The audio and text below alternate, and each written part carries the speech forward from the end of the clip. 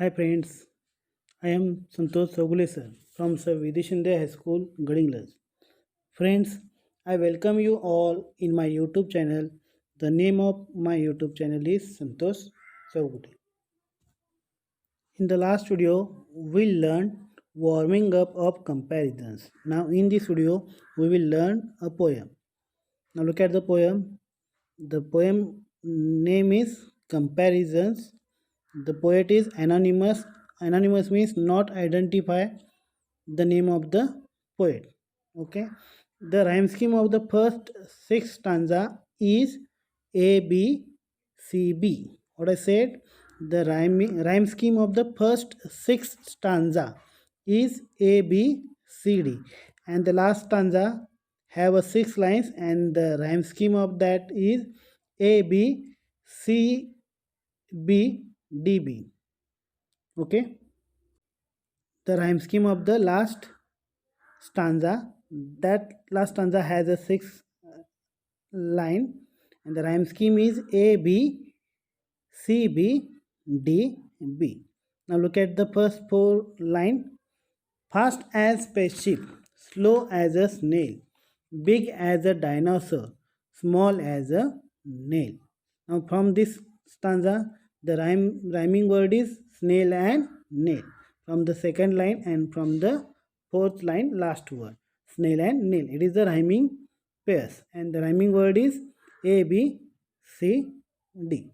Now look at the first four lines. Fast as a spaceship, slow as a snail, big as a dinosaur, small as a snail. In warming up, I told you that the comparisons are made with the opposite pairs. Here comparison is made.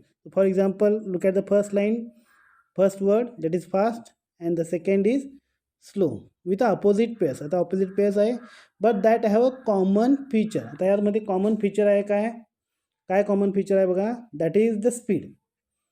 Here the common feature is speed. Understood? The spaceship is very fast. बरोबर ना. Spaceship हा काय असतो, खूपच speed असतो. Spaceship म्हणजे अवकाशयान, वेगात असतो. And the snail that is very, it walks very slowly. Snail म्हणजे गोगलगाय. Okay, now the next is big as a dinosaur, small as a nail. Here is also opposite pair is also used, and the similar, the common feature, what is that, big and small, it is opposite. And here the common feature is, it is a size. The poet said the dinosaur size is very big. Dinosaur हा काय आहे, खूप मोठा आहे, महाकाय आहे तो, right. and the small as a nail. आणि nail okay, nail means here नख नको. here nail means खिळा, मोळा. ओके, कशा एवढा छोटा, खिळा एवढा लहान. Okay. Fast as a spaceship, slow as a snail, big as a dinosaur, small as a nail. Understood? Now look at the next stanza, that is fierce as a tiger, gentle as a lamb, sour as a lemon, sweet as a jam. Now fierce as a tiger, gentle as a lamb. Now here character, स्वभाव घेतलेला आहे. Okay, temperament घेतलेला आहे. That is the tiger.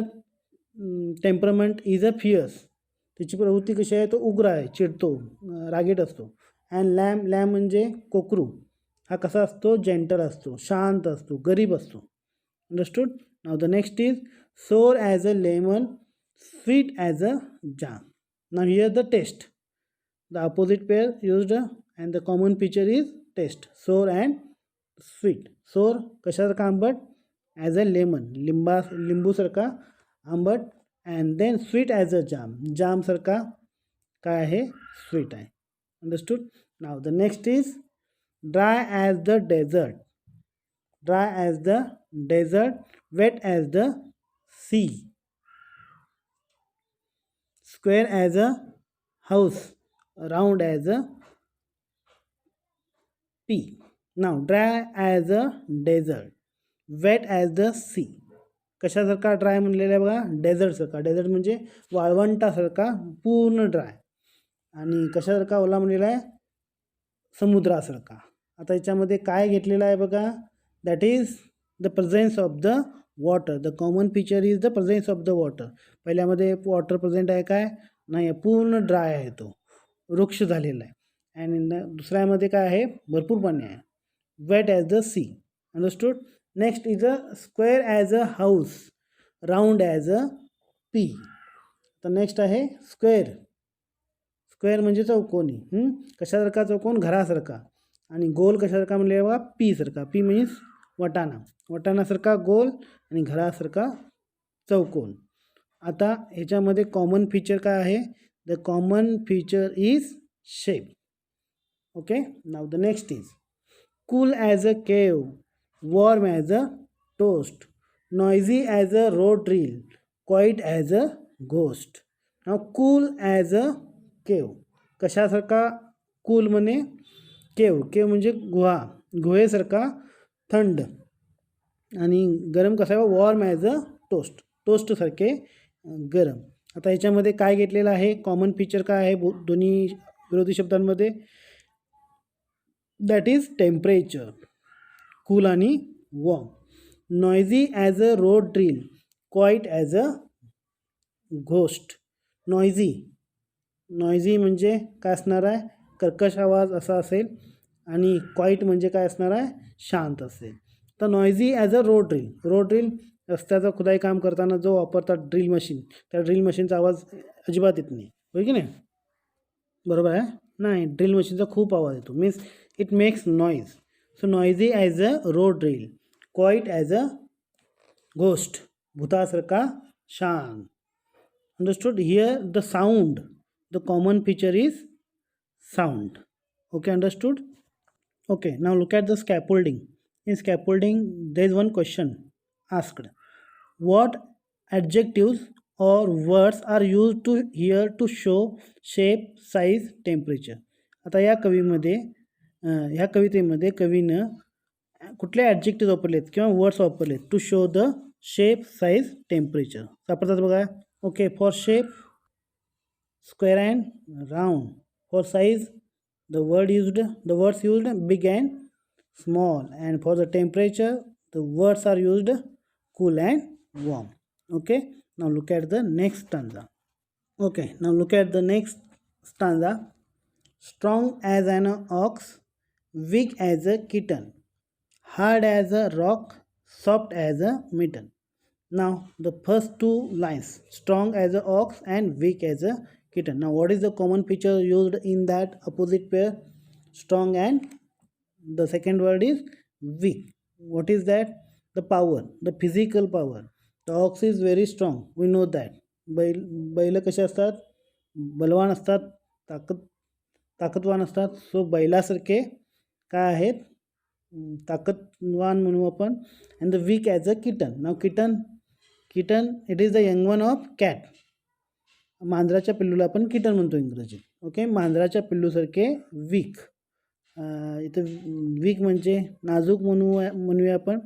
Next, hard as a rock, soft as a mitten. Now what is the common feature in hard and soft? Hard and soft both are opposite words. The common feature is that is firmness. Okay. खंबीरपणा, घट्टपणा. Rock खडक कसं असतात? कठीण असतात. आणि mitten म्हणजे हात म्हणजे कसे असतात? सॉफ्ट असतात, म्हणजे मुलायम असतात. Understood. Now the next is dark as a tunnel, light as the moon, night time midnight, day time Noon. Now dark as a tunnel, light as the moon. Now look at the dark and light, both are opposite words, and the common feature in between that opposite pair is that is brightness, तेजस्वीपणा. टनलमध्ये अंधारच असणार आहे. That is कशासारखा अंधार? बोगद्यासारखा अंधारमय. And the चंद्रासारखे प्रकाश टाकणारा. Understood. Night time midnight, day time, what is that? Day time Noon. In this line, night and day, it is the opposite pair. And what is the common feature? That is peak or zenith. Peak or zenith means बिंदू किंवा टोक. In midnight there is a night. रात्रीच्या वेळी खूपच मध्यरात्र असतं आणि दिवसामधील दुपार, हे दोन्ही पण बिंदू आहेत त्या दोन्हीच्या काळामधील. Okay. Now look at the last stanza. Tall as a giant, short as an elf, crooked as a mountain path, straight as a shelf. The world is full of opposites, so think of some yourself. Tall as a giant, short as an elf. Here, the opposite pair is tall and short, and the common feature between the both word that is height. उंची घेतलेली आहे tall and short. कशासारखा tall like a giant आणि कशासारखा short like a elf. Elf means वनदेव, परी म्हणूया आपण परीसारखा किंवा वनदेवासारखा छोटासा. आणि कशासारखा मोठा जायंट. जायंट मीन्स राक्षसासारखा मोठा. Okay. Crooked as a mountain path. Crooked as a mountain path, straight as a shelf. Okay. Crooked means वक्र, वळणे असलेला. As a mountain path. Mountain path डोंगरामधला जो रस्ता असतो तो कसा असतो, वळणदार असतो, पण त्याला घाट म्हणतो. Like that. And straight as a shelf. Shelf म्हणजे आपले कपाट. कपाटामध्ये आपण कपाट ओबडधोबड असतात काय, नाही. द शेल्फ आपली जी फळी असते किंवा आता आपण जे फरशी वापरतो that thing is very straight. The common feature of that opposite crooked and straight is a form. स्वरूप दिला आहे, आकार दिलेला आहे. Okay. That is crooked and straight. Here the word is used form. The common feature is form. Understood. कशासारखा वळणदार झालेला, डोंगरातल्या रस्त्याप्रमाणे नागमोडी घेणारा, आपण त्याला म्हणतो घाट.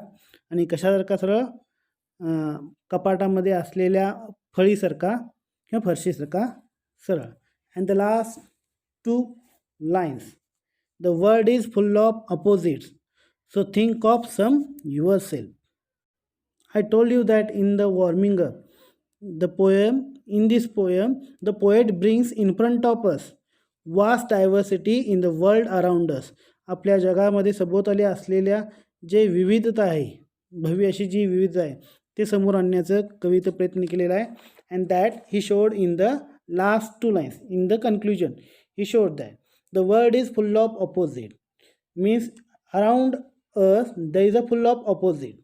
And here the poet is encourages आणि इथं आपल्याला कवी इन्करेज करत आहे, प्रेरणा देत आहे काय करण्यासाठी, to find yourself some opposite things. प्रयत्न करा, तुमच्या सभोवताली असणाऱ्या वेगवेगळ्या गोष्टी घ्या आणि त्यातून आपण अपोजिट वर्ड्स कुठल्या कुठल्यापासून आपल्याला वाक्य तयार करता येतील ते तुम्ही प्रयत्न करू शकता. ओके. फॉर एक्झाम्पल सीझन घेऊ शकताय, cold as a winter and hot as a summer. असं तुम्ही लिहायचे. एक 4-5 ओळी तरी स्वतः प्रयत्न करण्याचा प्रयत्न करा. Okay. Okay. Now we will learn English workshop. Before that we will learn first a figure speech used in this poem. In this poem the poet used simile figure of speech. What I said, the which one used simile. Now what we will learn, what is by simile.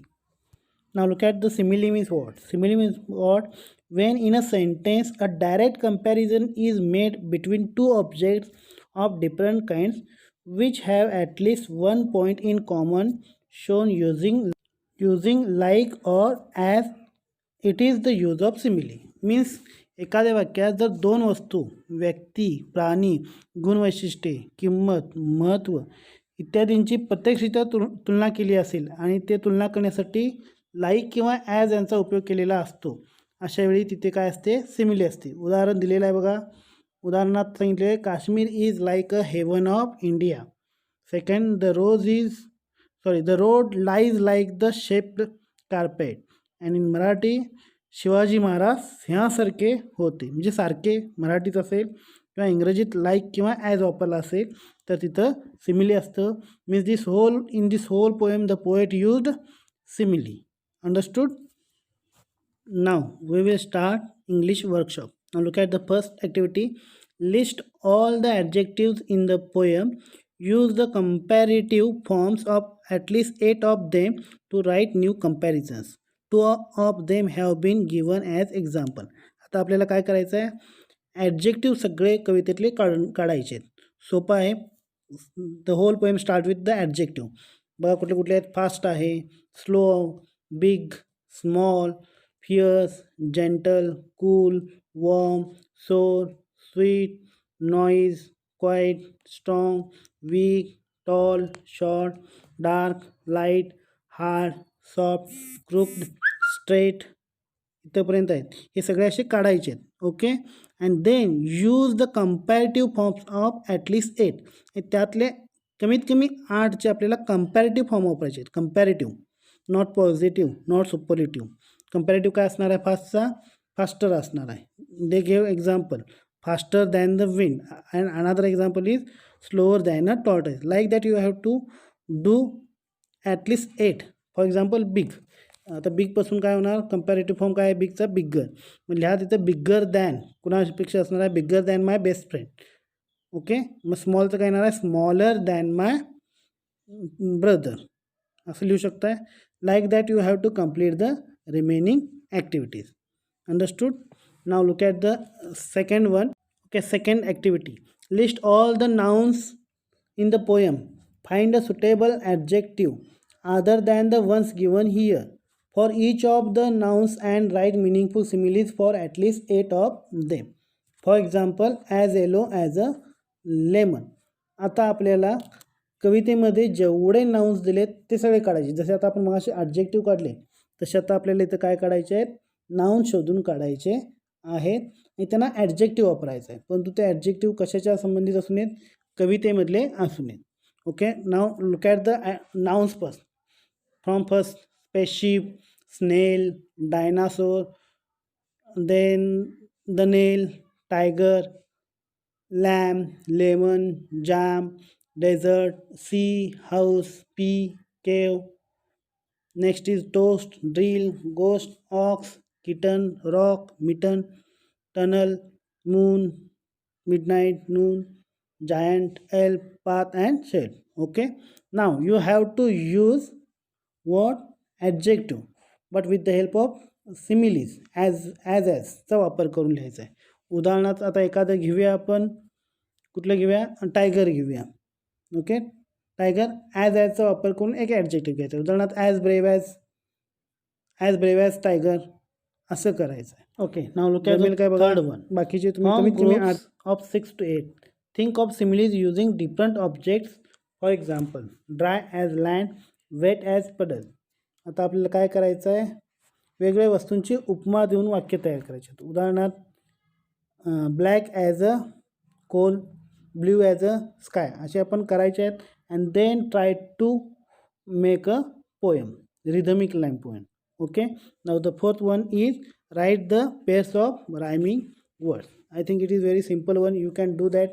Snail, nail, lamb, jam, sea, pea. Like that you have to complete the remaining. Okay. Now look at the fifth activity. Start a collection of idioms with comparisons. Use the following categories. Now look at the first category, that is idioms with color. आता आपल्याला colour वापरून idioms तयार करायचे आहेत.